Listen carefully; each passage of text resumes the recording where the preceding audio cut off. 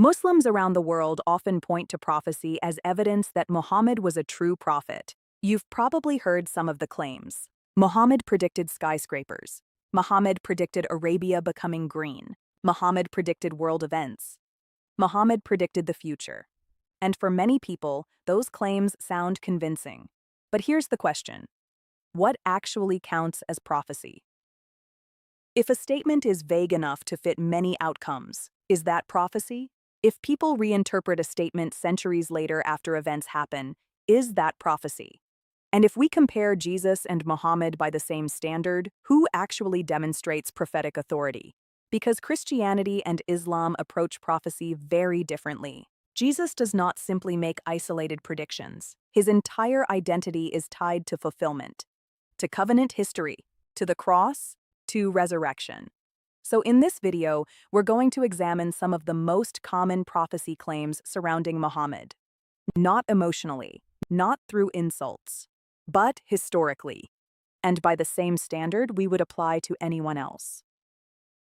Before we examine any prophecy claim, we need a standard, because if the standard is simply anything that sounds impressive after the fact, then almost anything can become a prophecy.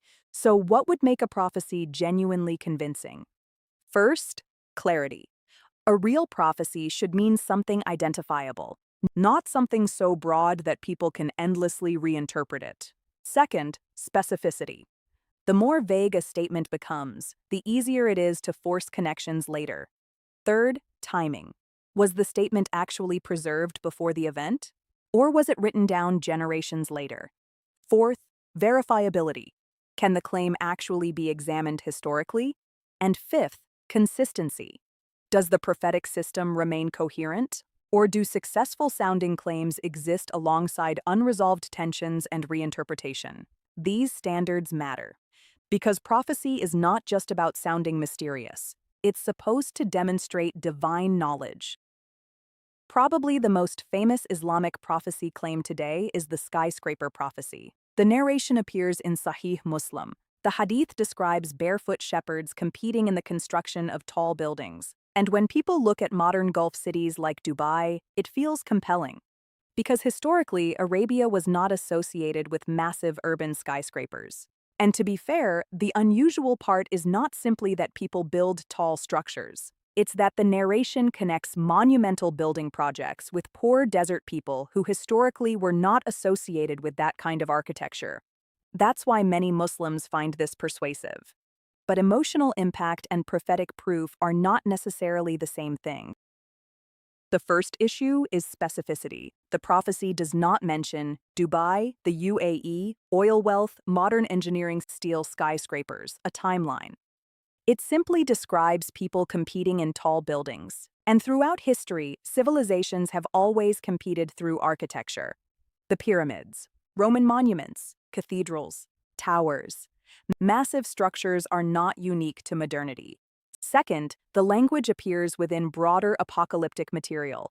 That matters because symbolic and dramatic imagery is common in end-times traditions. And third, there's the issue of interpretation. Would early listeners hearing this naturally conclude, one day petroleum-funded Gulf megacities will build glass skyscrapers? Probably not. And this gets to the heart of the issue. The question is not whether the statement sounds interesting. The question is whether it demonstrates unmistakable supernatural knowledge. Because once broad symbolic language is allowed, almost any major development can eventually be attached to prophecy. Another common Islamic prophecy claim is that Muhammad predicted Arabia would become green again. And at first glance, modern images of green regions in Arabia can seem impressive, but historical context matters, because Arabia was greener in earlier periods of history. Climate evidence and geological studies show that parts of the Arabian Peninsula once contained rivers, vegetation, and wetter environments. So the concept of Arabia becoming green again is not necessarily impossible foresight. Second, much of the visible greening in modern Arabia is heavily artificial. Large-scale irrigation, fossil aquifers, government agricultural projects, desalination systems. Modern greening does not necessarily require a miraculous explanation. And once again, the issue is specificity. The statement does not tell us when, how, to what extent, by what mechanism, and that matters. Because prophecy becomes much easier to claim when broad language is connected to events centuries later. The issue is not whether the statement sounds poetic. The issue is whether it functions as clear prophetic evidence. Other Islamic prophecy claims involve military victories, political expansion, and the spread of Islam. And historically, Islam did spread rapidly. That part is undeniable. But we need to distinguish between two different categories. Some of these predictions were made during periods when Islam was still politically fragile. But even so, predicting eventual expansion for your own movement is fundamentally different from fulfilling centuries of earlier messianic prophecy. And this is one of the major differences between Jesus and Muhammad.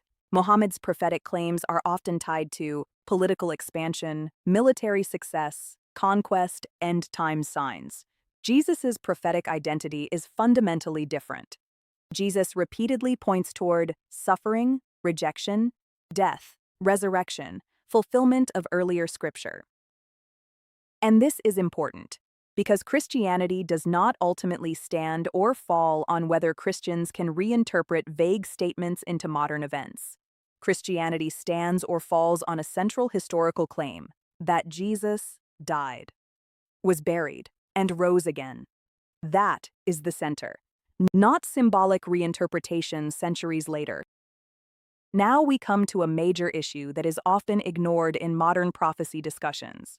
Many Islamic prophecy traditions are deeply connected to apocalyptic expectation. The broader atmosphere of many of these traditions is one of eschatological nearness, the idea that the hour was approaching. For example, Muhammad reportedly said, "The hour and I have been sent like these two," while holding two fingers close together.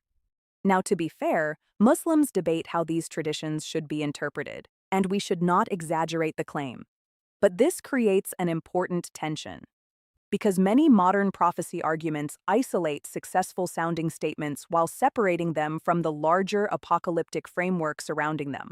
And once that larger framework is included, the picture becomes much less straightforward. That is the issue, not whether individual statements can sound impressive in isolation, but whether the prophetic system remains coherent as a whole. Now compare this with Jesus. The prophetic identity of Jesus is not mainly based on isolated predictions about future world events. It is rooted in fulfillment. Jesus is not simply presented as a man making predictions. He is presented as the climax of an existing prophetic narrative already unfolding across centuries of Jewish scripture. The Messiah, the suffering servant, the Son of David, the Son of Man. And the striking thing is that Jesus repeatedly predicts not worldly conquest, but rejection, suffering, death, and resurrection. Listen to Mark 8:31. He then began to teach them that the Son of Man must suffer many things and be rejected by the elders, the chief priests, and the teachers of the law, and that he must be killed and after 3 days rise again. This is radically different from simply predicting expansion or political success, and Jesus is not appearing in a vacuum. Christians point to a much older prophetic framework: Isaiah 53, Psalm 22, Daniel 7, Micah 5:2, themes of suffering, kingship, a coming redeemer, a rejected servant.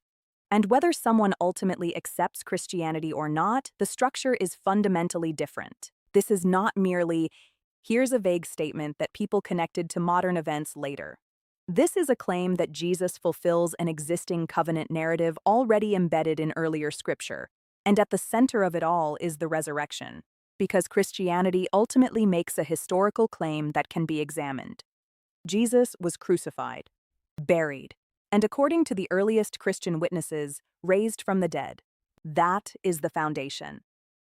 So what's the difference between these two prophetic systems? Muhammad's prophecy claims often depend on broad symbolism, later interpretation, modern reinterpretation, selective fulfillment, apocalyptic imagery. Jesus' prophetic identity is rooted in fulfillment, covenant continuity, crucifixion, resurrection, a historically testable central claim. And ultimately, that's the real question. Not whether a statement can somehow be connected to history centuries later. Almost anything can, after enough reinterpretation. The real question is, which figure demonstrates prophecy in a way that is coherent, historically grounded, and centered on truth rather than ambiguity? And that's something every person has to examine honestly. Not emotionally, not tribally, but carefully. Check the evidence, read it in context, then decide. If you're ready to learn, grow, and speak truth in love, join us. Subscribe now. The conversation starts here.